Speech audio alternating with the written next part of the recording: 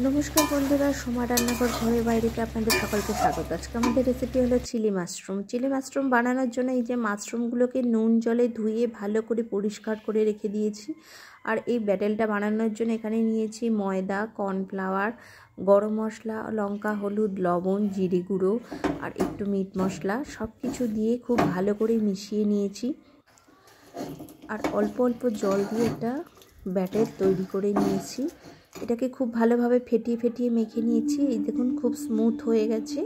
খুব স্মুথ হয়ে যাওয়ার পর এই যে মাশরুমগুলোকে এক এক করে দিয়ে এর মধ্যে ভালো করে মাখিয়ে নিচ্ছি। খুব আস্তে আস্তে করতে হবে, না হলে কিন্তু মাশরুমের ডান্ডাগুলো ভেঙে যেতে পারে। এগুলো এমনি খুব নরম হয়।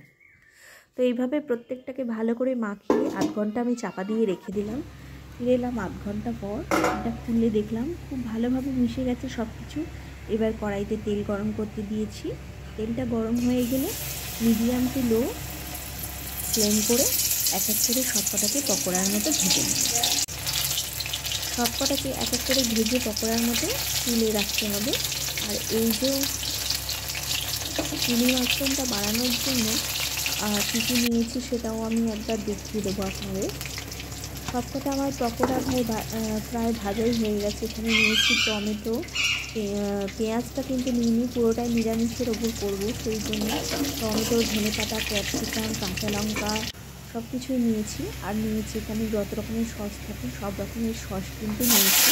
Tomato, red chilli, green chilli, soybean, soya sauce সব কিছু নেওয়া হয়েছে। তো এই যে গ্রিন চিলি,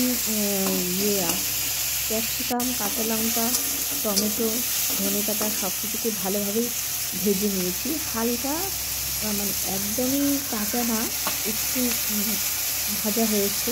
তারপর আমি সব রকমের সসগুলোকে দিয়ে দিলাম, tomato, red chilli, green chilli, soya sauce.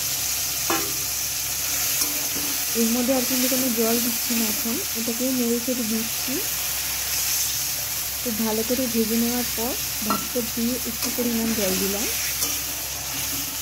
এবার এই গ্রেভিটাকে খুব ভালো করে ফুটতে দেবো। গ্রেভিটা খুব ফুটে গেলে এর মধ্যে আমি দিয়ে দিচ্ছি ভেজে রাখা চিলি সয়াবিনের যে পকোড়াগুলো হয়েছিল সেগুলো। এবার একটু ফুটতে দিতে হবে একদম চাপা দিয়ে। মিনিট 10 ফোটার পর এই দেখুন খুব সফট হয়ে গেছে, তাহলেই বুঝতে হবে। চাইলে আপনারা এর ওপরে কর্নফ্লাওয়ারও দিতে পারেন, যেহেতু আমার মোটামুটি থিকনেস রয়েছে এই জন্য আর কর্নফ্লাওয়ার দিলাম না। তো ব্যাস, গরম গরম রুটি দিয়ে খাওয়ার জন্য রেডি চিলি মাশরুম। কেমন লাগলো কমেন্ট করে জানাবেন। আর এতক্ষণ সঙ্গে থাকার জন্য অসংখ্য ধন্যবাদ।